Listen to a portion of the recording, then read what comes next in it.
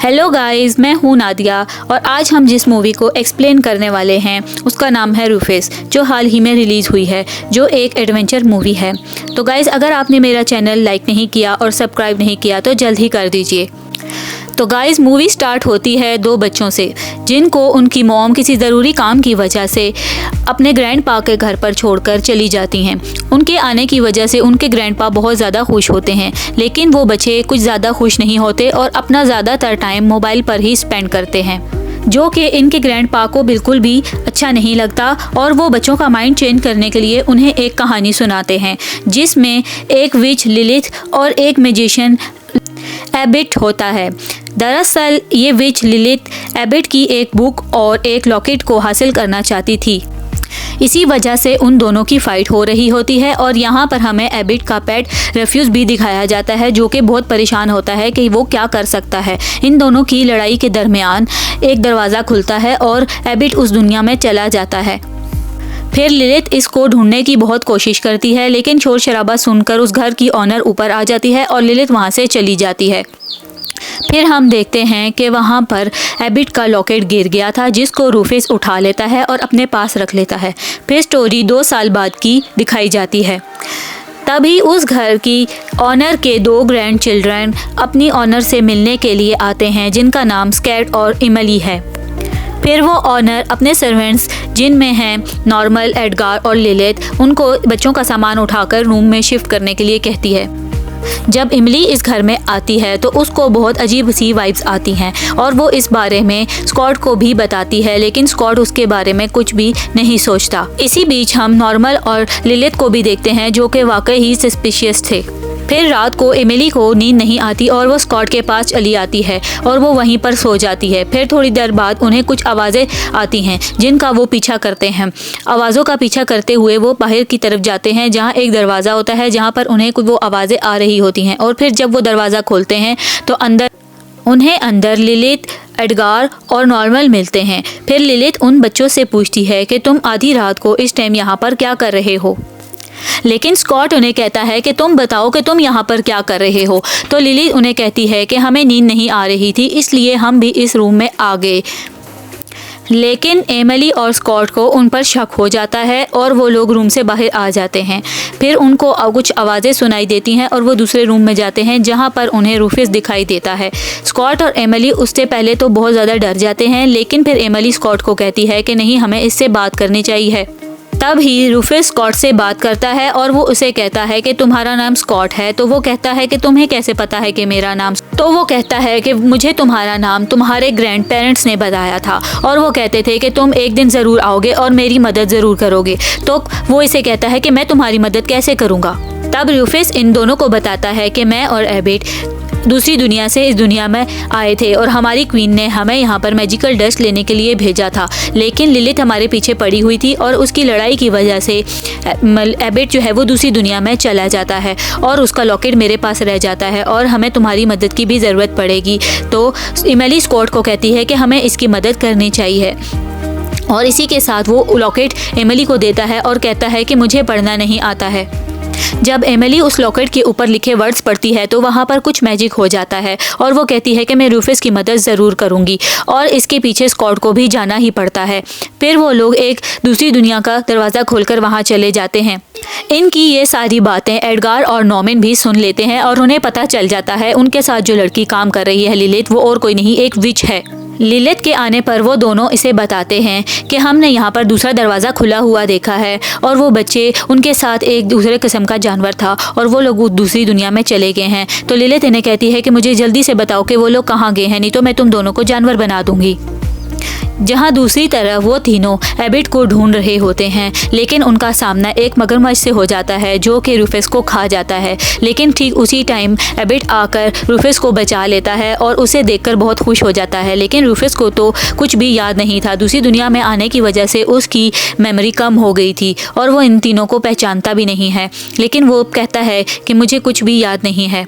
उसे तो ये भी याद नहीं कि वो एक मैजिशियन है और उसके पास कुछ मैजिकल पावर्स भी हैं। लेकिन रिफ्यूज़ कहता है कि मुझे इसकी याददाश्त को वापस लाने के लिए कुछ तो करना पड़ेगा, इसलिए वो तीनों चारों अपने दुनिया में वापस आ जाते हैं। जब वो वापस अपने घर आ जाता है तो एबिट वहाँ पर उसको कहता है कि मुझे बहुत सा भूख लगी है और मुझे कुछ खाने के लिए ला दो। स्कॉट उसके खाने के लिए कुछ लेने के लिए चला जाता है और एमिली कहती है मैं इसी के पास यहाँ पर रुकूंगी। स्कॉट जब खाना लेने के लिए जाता है तो इसको वहाँ पर अपनी ग्रैंड मदर भी मिलती हैं। इसके बाद फिर लॉकेट को देखकर एबिट को बस सिर्फ इतना याद आता है कि उसने उस बुक को किसी सेफ जगह यानी कि लाइब्रेरी वगैरह में ही छुपाया होगा। और फिर वो लोग लाइब्रेरी में जाने के लिए रूफस को एक ट्रॉली में छुपाकर दूसरा दरवाज़ा खोलकर वहाँ से लाइब्रेरी में जाने के लिए तैयार हो जाते हैं। इसके बाद जब वो लाइब्रेरी में पहुंच जाते हैं तो वो इस मैजिकल बुक को ढूंढने लग जाते हैं, क्योंकि उस बुक में बहुत सारे मैजिक लिखे हुए थे और अगर वो किसी इंसान के हाथ में लग जाए तो वो कोई भी इससे जादू कर सकता है। इसके बाद वो लोग बुक ढूंढ रहे होते हैं, लेकिन वहाँ पर रूफस को कोई देख लेता है। एमिली कहती है कि मैं इन पुलिस वालों का ध्यान भटकाती हूँ और तुम अपनी बुक लेकर वहाँ से निकलो। फिर एबिट अपनी बुक के ऊपर से मैजिक को हटाकर वो बुक उठा लेता है, लेकिन साथ ही सायरन बजने की वजह से भगदड़ मच जाती है और उसका लॉकेट और बुक वहाँ पर गिर जाती है। जैसे जैसे करके वो लोग बुक और लॉकेट को उठा लेते हैं और वहाँ से निकल जाते हैं। इसके बाद एबिट को थोड़ी थोड़ी मेमोरी याद आना शुरू हो जाती है कि वो अपने घर को बचाने के लिए इस डायमेंशन में कुछ चीज़ लेने के लिए आया था। एबिट को अभी तक अपनी सारी मैजिकल पावर्स याद नहीं आई थी और ना ही उसे अभी ये याद आया था कि उसने अपना मैजिकल टेस्ट कैसे बनाना है, मगर ये सब कुछ इसी बुक के अंदर लिखा हुआ था। इतनी देर में वहाँ पर लिलिथ आ जाती है और उससे फाइट करने लग जाती है। एबिट ने लिलिथ की सारी पावर्स को रोक रखा था, इसी वजह से वो कोई भी मैजिक नहीं कर सकती थी। लेकिन अब इन लोगों को मैजिकल टेस्ट बनाने के लिए 4 इंग्रेडिएंट्स चाहिए थे। पहला इंग्रेडिएंट इनको चाहिए था डायनासोर बोन, और उसको हासिल करने के लिए ये लोग एक रेगिस्तान में पहुंच जाते हैं। एबिट और लिलिथ की लड़ाई की वजह से उनकी बुक फट चुकी थी और इस बात पर लिलिथ भी बहुत परेशान थी और एबिट भी। लिलिथ वहाँ पर खड़े दोनों लड़कों को कहती है कि अगर मुझे इस बुक का दूसरा हिस्सा मिल गया तो मैं बहुत ज़्यादा अमीर हो जाऊंगी, मैं हर मैजिक कर सकती हूँ और मैं तुम लोगों को भी बहुत ज़्यादा पैसे दूंगी।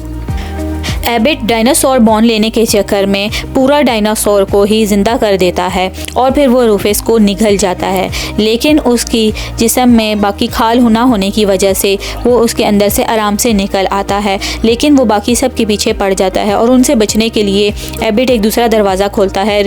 इमली और स्कॉट उसमें चले जाते हैं। फिर रूफस देखता है कि वहाँ पर इमली और स्कॉट नहीं हैं, तो वो एबिट को बताता है और वो दोनों फिर उन दोनों को ढूंढने के लिए वापस आते हैं।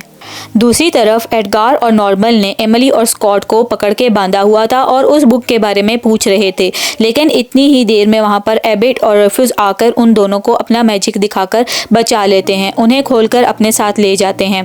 फिर एमिली रूफस को थैंक यू बोलती है और वो खुश हो जाता है। फिर दूसरी तरफ लिलिथ हाफ बुक को यूज़ करके उसको पढ़ती है और उसका ऐसा काढ़ा बनाती है कि जिससे उसकी सारी मैजिकल पावर्स वापस आ जाएं और आखिरकार वो ऐसा काढ़ा बनाने में कामयाब हो जाती है और उसके पास उसकी सारी ताकत वापस आ जाती है और फिर वो अपनी ताकत का इस्तेमाल करके उन दोनों को फिर से बेहोश कर देती है। अब इन्हें जो नेक्स्ट इंग्रेडिएंट्स चाहिए था वो थी ओलिव के पेड़ की छाल। वो लेने के लिए इन्हें दूसरे डायमेंशन में जाना पड़ता है और एक पार्क में से गुजरना होता है, जहाँ पर 2 लड़के रूफस को देखते हैं और वो समझते हैं कि शायद ये हैलोवीन के पार्टी के लिए तैयार हुआ कोई बच्चा है जो इन्हें करतब दिखा रहा है, लेकिन उन्हें ये नहीं पता था कि ये दूसरी दुनिया से आया हुआ कोई क्रिएचर है। फिर एबिट एक और दूसरी दुनिया का दरवाज़ा खोलता है, जहाँ से उन्होंने 1000 साल पुराने ओलिव के पेड़ की छाल को लेके आना था। दूसरी तरफ ग्रैंडपा बच्चों को स्टोरी सुना रहे होते हैं और बच्चे उनसे कहते हैं कि हमें यकीन है कि रूफस ऐसा कर लेगा और वो ट्री को ढूंढ लेगा। फिर वो लोग वहाँ जब ट्री के पास पहुँचते हैं तो देखते हैं कि वो ट्री बहुत बड़ा है और उस पर कोई भी नहीं चढ़ सकता। फिर रिफ्यू कहता है कि मैं ही ऐसा करूँगा। वो उसके ऊपर जाकर छाल लेने जाता है, लेकिन उससे पहले वहाँ पर एक परिंदा आ जाता है और वो रिफ्यूज़ को लेकर उड़ जाता है। एबिट उस पर कोई मैजिक करने ही वाला होता है, लेकिन उससे पहले वो इसको ऊपर जाकर छोड़ देता है और वो नीचे गिरने लगा होता है, लेकिन बच जाता है। ही मुश्किल के बाद रिफ्यूज़ ये छाल को ले लेता है और वो जब जंगल को क्रॉस करके वापस डायमेंशन में जाते हैं तो वो बहुत खुश होते हैं, लेकिन वहाँ पर लिलिथ आ जाती है और इनका आखिरी इंग्रेडिएंट जो कि एक वेल्केनो स्टोन था, लेकिन ये दोनों नहीं चाहते थे कि इसको कोई हासिल करे और इन दोनों के बीच में फ़ाइट हो जाती है, जिसकी वजह से लिलिथ वहाँ से गायब हो जाती है और फिर एबिट नॉर्मल और एडगार को चकमा देकर वहाँ से निकल जाते हैं और वहाँ पहुँच जाते हैं, लेकिन लिलिथ भी अपने लॉकेट की पावर से उसी जगह पर पहुँच जाती है जहाँ पर एबिट था, जहाँ पर लिलिथ बहुत ही चालाकी से एबिट से वो बुक ले लेती है और अपना मैजिक यूज़ करके वहाँ पर एक वोल्केनर ड्रैगन को भी जगा देती है। फिर वो ड्रैगन इन सब पर हमला कर देता है, लेकिन एबिट इन सब को बचाने की बहुत कोशिश करता है और रेफ्यूज़ भी इस ड्रैगन को मारता है, लेकिन वो ड्रैगन बहुत पावरफुल था, इसीलिए वो रेफ्यूज़ को नीचे गिरा देता है। लिलिथ भी मुसलसल एबिट के ऊपर मैजिक कर रही होती है। फिर ये सब सिचुएशन देखने के बाद रेफ्यूज़ दूसरे दरवाज़ा खोल देता है, जहाँ से एमिली और स्कॉट वापस अपने घर पर चले जाते हैं। फिर लिलिथ को वहाँ पर पड़ी हुई वो बुक भी और लॉकेट भी मिल जाता है और वो बहुत खुश होकर मैंशन में वापस आ जाती है। फिर एबिट भी उठता है और अपनी फुल पावर के साथ उस ड्रैगन को ख़त्म कर देता है और वो भी वापस अपने मैंशन में आ जाता है। फिर लिलिथ स्कॉट और एमिली के सामने आ जाती है और अपना मैजिक दिखाकर उन दोनों पर हमला करती है, लेकिन रेफ्यू उन दोनों के सामने आ जाता है और वो हमला अपने ऊपर ले लेता है और वो बेहोश हो जाता है। फिर इतनी देर में एबिट भी वहाँ आ जाता है, जो लिलिथ पर बहुत ज़्यादा अटैक करता है और उसको अपने पावर की वजह से दूसरी दुनिया में जहाँ से वो आई थी वहाँ पर वापस भेज देता है। फिर रेफ्यूज़ वहाँ पर मरने ही वाला होता है। फिर एबिट सारे एलिमेंट्स को कंबाइन करने का सोचता है। चौथा इंग्रेडिएंट्स एक बीस्ट का ब्लड था जो कि रूफेस से लिया जा सकता था और वो रूफेस से उसका ब्लड लेकर एक मैजिकल डस्ट को तैयार कर लेता है और उसके कुछ ज़रात वो अपने रेफ्यूज़ पर भी डाल देता है, जिसकी वजह से रेफ्यूज़ दोबारा से ज़िंदा हो जाता है और वो लोग बहुत खुश होते हैं क्योंकि अब उनके पास उनकी मैजिकल डस्ट भी थी।